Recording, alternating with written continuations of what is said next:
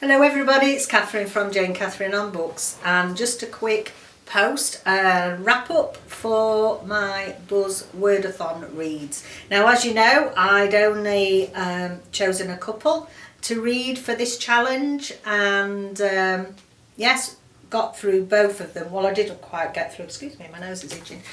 So the Truth and Lies of Ella Black. So I was looking forward to this by Emily Barr. It's published by Penguin, so I had high hopes for it. And unfortunately, I packed it in nearly at the end, I think. Well, halfway through.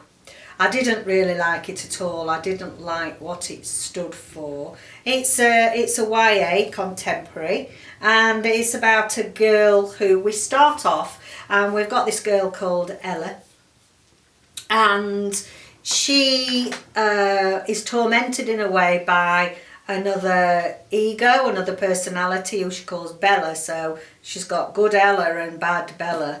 And I thought that this was going to be a well done portrayal for the YA audience for multiple personality disorder.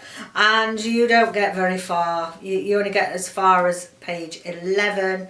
And there's really graphic detail of animal cruelty. It was awful, absolutely awful. I mean, I'm a nurse, I can cope with grizzly, but I didn't like what this stood for. I just didn't like how it was done, and then how it was, you know, if it was portraying that sometimes, you know, people do struggle and they do things that wouldn't normally do, but it needed to be handled sensitively and in a better way. And it didn't get any better, you know, so I think the plot was wishy-washy. I don't think it sent out good messages. There's tropes in here for eating disorders, mental ill health, depression, and I think none of them were, sorry, but they weren't handled well at all for a YA audience. I found it quite disturbing. So yeah, 1 star, DNF'd it, The Truth and Lies of Ella Black.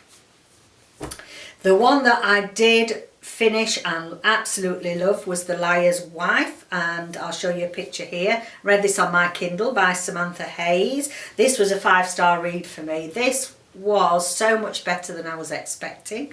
Psychological thriller, and strangely enough, and I didn't realise this when I chose this book, that again there's a girl in there with called Ella, and the baddie, shall we say, the baddie in this that's doing all the psychological harm, shall we say, keeps calling her Bella. Oh, my little Ella Bella. And how strange that we've got good Ella, bad Bella in this book, and the only other book I chose that he kept calling her Ella Bella. So how bizarre was that?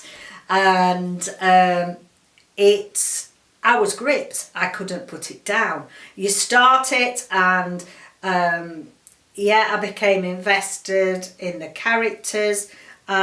She has an accident and gets knocked down, finds herself waking up in intensive care, and the nurse says to her, oh, your husband's just gone home for a rest and he's coming back. Well, she isn't married, she hasn't got a husband, and so, you know, the tale starts.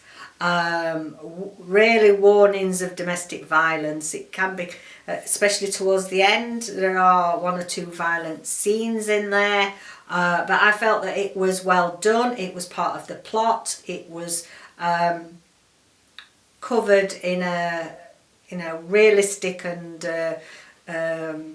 professional way, shall we say, and I absolutely loved it. And the twist at the end, I sort of had a bit of a thought that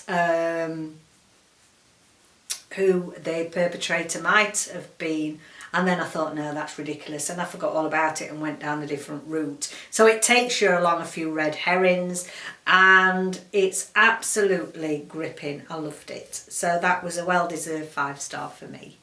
So, two opposite ends of the scale there. So I just read those two so that I could at least participate in Buzzwordathon in some small way. So The Truth and Lies of Ella Black, I DNF'd, didn't like it, didn't like what it represented and the message it was telling the young audience, and loved 5-star The Liar's Wife by Samantha Hayes. So there we go, that's my quick wrap up of Buzzwordathon. See you again next time.